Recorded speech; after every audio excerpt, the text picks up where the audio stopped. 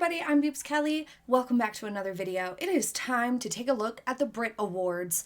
Now, this was full of rebellious evening wear and artistic statement moments, so buckle up and be ready for some really interesting and unique fashions. Anytime you have an event that's really centered around musical artists in particular, it's guaranteed to have a lot more eccentric choices, a lot more costumey sort of pieces, so this is no different. This is the same sort of thing as like the Grammys, essentially, where there are a lot of people who are really just leaning into their artistic vibe as a musical artist. So you have to look at it through that lens. It's not always about flattering the body perfectly. It's more so often about the messaging, the vibe, the feel of the look, and the aesthetic overall, which is totally fine. It's just important to remember the perspective and the purpose of the event. So let's begin with St. Vincent in Prada. This was just one of a handful of designer labels we saw at this event, and this one is a lot better than some of her looks. St. Vincent's looks are sometimes just way too eccentric, way too costumey, where they don't really translate well at all. They're just kind of weird, and that's totally okay. You know, she definitely goes for art in her looks. And so this one is a lot more reserved than many of her previous looks. I absolutely love her lipstick. It is just this absolutely gorgeous, rich tone that matches her skirt perfectly. I don't really love the skirt. I think it's just okay, but this does have a great structure at the waistline. It nips in really nicely there, so it helps to create some balance. Again, I don't love the skirt, but I think that the top is cool and interesting, and the way that it does nip in allows it to not overwhelm her figure. Then we have Clara Amfo and Vivien Westwood, and this one, again, I think it's just okay. I think that the top, the bodice itself is really, really nice, and the color is beautiful. It looks really pretty on her. But the skirt is just a little messy. The way it drapes across here just looks kind of amateur, and I think that a finer fishnet would have been a lot more polished and looked a lot nicer than this thicker, wider fishnet for her tights. Then we have Ellie Golding wearing Alberta Ferretti, and this is sort of this beige, blushy nude, peachy satin color that's really, really pretty. It's quite close to her skin tone though. It looks really, really luscious, the fabric itself, but I just can't decide if I like this crop top skirt asymmetry sort of situation going on here. I just can't decide. There weren't very many good angles of it. It's very interesting for sure, and I think it's better pulled off than some of the other looks. It's not overdone or too over the top where it looks kind of costumey or chaotic. It still looks like a really nice choice for the evening, but I'm just not 100% sure it was the most flattering situation in silhouette. But what do you guys think? Next, we have Olivia Dean wearing Saint Laurent, and I'm just not totally obsessed with this one. They have been really trying out this fabric that I've seen it all year on the awards show carpet that's just really sort of thin, soft, sort of clingy fabric. While it looks like it would be really incredibly comfortable to wear, it comes off cheap in the photographs. And I think that every single time I see them putting something out in this fabric, it just looks kind of cheap. So I wish they would try a slightly different fabric, because I just don't think this one's photographing very well. It comes off like a cheap t-shirt fabric. I do, however, really like the color of this for her. I think it's a really beautiful color. The silhouette of it, the cut of it, it could be a little bit more flattering to her. It's kind of erasing her waistline a little bit, but it is a unique style. During Marnie, we have Charlie XCS, and this one was probably one of the most intense of the evening in terms of its approach. It's just this sort of like patchwork style skirt and slip dress with a resin breastplate, and it's got all this pastel silks, different levels of sheen and shine to them, and they're put together in a really sort of uneven or incongruous sort of a way, like very abstract. But these pieces on the train especially are distracting me because they just look very poorly slapped on, just kind of poorly stuck on. I'm not sure why they did that. These almost like ruffled pieces on the train. If they were all connected or something, it might have worked a little bit better, but these, they don't even line up with the seams. It's almost like they were trying to make it look like it was deconstructed and put back together, or some sort of collage dress. And I just think while it's artistic, it's just not that pretty. It's not like a very pretty look. The silhouette is okay here. The draping across the sort of hip and side of the waist there is flattering to her though.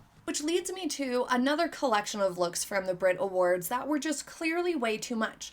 Way too much chaos. It's like the everything but the kitchen sink was thrown at it sort of collection of looks here. And so beyond them being like artistic interpretations of these people's vibe, these looks are just otherwise mostly way too intense. So we have Caroline Polachek, and she wins most terrifying boobs in all the land. These are ridiculously scary. We do not need what looks like bull horns on our boobs. We don't need it. We don't want it. But regardless, the dress itself is also intense. So we have an intense bust situation happening and a really intense dress. So this one also looks kind of overworked and overdone. It has these tattered lace-up panels along the side. I think that lace-up panels on the side without all the ribbons hanging down would have been more successful than all these extra ribbons hanging off the shoulder and around, making it look sort of distressed almost. So I'm not sure all of this together meshes well enough.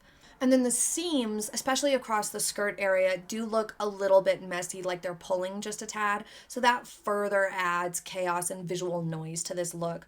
The gloves do look like an okay match. And again, it's another intriguing look with a clear direction. Just, you know, maybe not that flattering. Griff wearing Dreaming Eli. And this became very messy very, very fast. It's way too much layering. The mesh balloon sleeves on their own, I actually quite like and think they could have been really, really cool paired up with something completely different. Just the sleeves. I think that those would have been really neat. The texture of them is very interesting. It's on trend with the open stitch vibe. It could have been really, really cool with a different dress. But this all together, it clearly looks like they ripped apart like 4 or 5 separate dresses and then started like puzzle piecing them together and layering them up in a really chaotic manner. Wearing a really pretty color, we have Alex Scot, and this just looks a little bit Medusa inspired. I'm not a huge fan of this almost rope inspired or snake-like twist happening around the waist. I think it's just okay, but her hair and makeup and jewelry look really, really nice here. Calvin Harris looked really nice in his monochrome sort of tonal camel look. Conan Gray, definitely serving a clear vibe, and it is well pulled off for what it is. Thisa Fisher, probably one of my favorites of the evening, maybe like second or third place here. She had a fabulous, fabulous dress. I love polka dots. I love the sculptural piece on the one shoulder here, this asymmetry going on. I love the length of this. Her styling looks great. It does look just a tad wrinkly, maybe around the hip area or the waist here and there, but I give a pass because I like the rest of it. The rest of it looks just fine. So when everything else is put together, I give passes to a little bit of wrinkling around the hip area. You do have to drive in the car to get to these things, you know. But next, let's take a look at Jess Glynne, one of the more colorful options of the evening. I think it's okay. It's a little bit awkward. I wish it had a bit more structure to it just to help pull it off more, make it look a little more flattering. Because the asymmetry up here paired up with the just completely just hanging fabric dress is not working quite well. It almost looks like the dress is sort of being pulled or just... it just looks a little awkward here. I think it would have definitely looked better if it had a little bit more structure to it somewhere. The fabric also looked just a little bit cheap, but it's definitely not the worst look of the night. And she was one of a couple of people who had this like really greased back looking hair. Again, I'm just not a huge fan of the like whoosh, all back sort of wet or greased back look. I feel like that began with Kim Kardashian, and I didn't like it then, and I still don't like it now. The next two people got a little confused about which venue they were headed to and what the weather may or may not be like. Jessie Ware, who looked like she was wearing her pajamas and bathrobe, a nice matching set, fabulously comfortable looking, but not for an awards show. Definitely looks like Jam Jams. And then we have Little Sims, who was dressed for a blizzard. Wearing this somewhat oversized blazer, we have Molly King, and I think this was actually really nice. It was one of the better, more polished looks of the evening because the blazer itself is crop length and paired up with this slim fit skirt, so it's balanced out really nicely. These oversized, because they're both long and big sleeves, are kind of the showcase. So I do think that the shoulder pads could have been adjusted to be a little bit more narrow, a little bit more in line with her, because it's almost giving this like maybe too oversized, unintentionally too big look. I think if the shoulders pads were less droopy, it would have been even more successful and even more balanced. I think overall, though, this worked really nicely. Nadine Leopold was the other artist gluing her hair down to her scalp, nice and flat and slick. Her dress is pretty. Her shoes look a little bit too big. This square toe isn't exactly successful here. This look overall kind of reminds me of like sandstone or tiger's eye or granite maybe. It's pretty. It's not my favorite. I feel like this sort of like casual evening dress, this is the right venue for that. So I think it's just fine for this. And in this picture, like I just realized how busy and intense the background is here for the BAFTAs. A lot of the awards shows lately have like way too intense backdrops. I think that the Golden Globes had the best one because it was just kind of blushy cream floral backdrop. I think that one was the best so far. But this one, it's a little intense. I think it's kind of clashing with some of the dresses, making it even more chaotic looking. Pink Pantheress, her dress has a really beautiful motif on it. And I like the gathered draping across the center here, right around the hip. It's very flattering, but the lace side panels are almost widening her waistline a little bit because they are a texture change and they're giving almost like a lighter appearance to the eye because you can see through them. They're sheer, so they're actually creating a widening effect. I think it would have been more successful if the lace panel was in the center or if they were just solid black instead. That would have been more like slimming. Not that that's what she needed or wanted to go for. I just think that this maybe was disrupted by the lace paneling. The majority of the ladies seem to have gotten some sort of memo that half of them didn't and chose black for the evening. We had so many black dresses and variations of black dresses. So let's compare. We have Mel C in this really rather frumpy sort of widening trouser suit situation.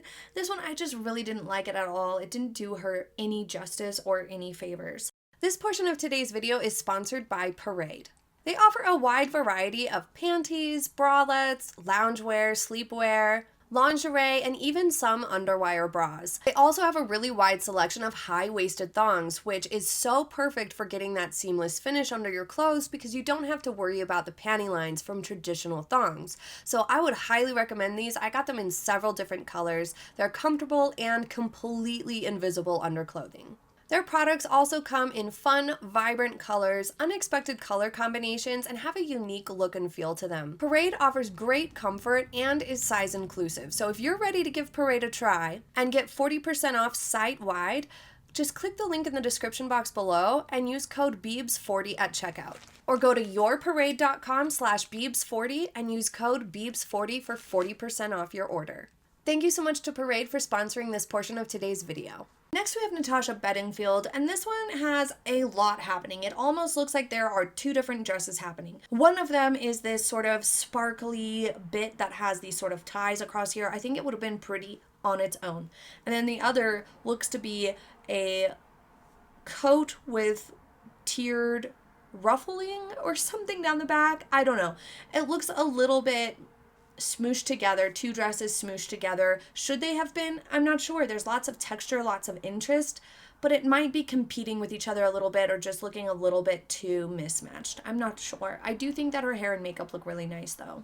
If you couldn't tell, some of these looks really threw me off. Also, this is my first day back from being super sick with a cold. So, maybe my brain is still fried. I don't know. Some of these looks, I don't know what's happening. But Dua Lipa is not one of them. Her Versace dress is perfection. This one, I absolutely love it. It is probably the best dress of the evening.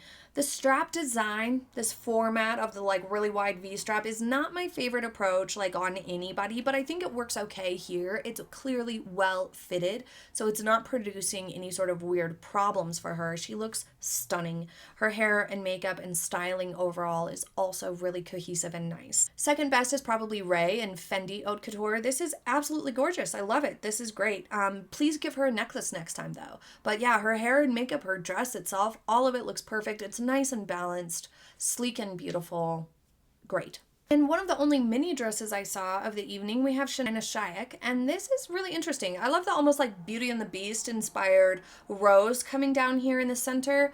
It's really cool. It's different. It's interesting. I like it a lot. But the asymmetrical triangle bust here maybe could have been more flattering. Perhaps if it just would have come up symmetrically and attached to the leaf on this side and then had the string on this side, I feel like that's enough asymmetry. We didn't need the actual fabric to come up in different ways because it just kind of gave a slightly awkward effect. I think I would have liked it better if it weren't for that. But overall, I'm not mad at it. I quite like it. Laura Whitmore, it's okay. It looks like it's falling down, majorly falling down. I also think that the long sleeve paired up with the bigger panel across the off the shoulder panel is not quite balanced enough from this really high dramatic slit cutout.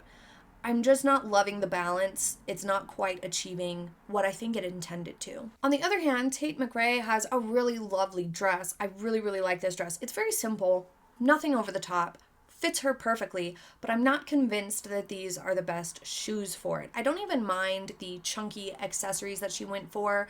I just think that these shoes are a little bit too light in tone to work for this. And then in a dress that had a really poorly fit dress, we have Maya Jama, and this one just needed to calm down the spikes and give her more room here.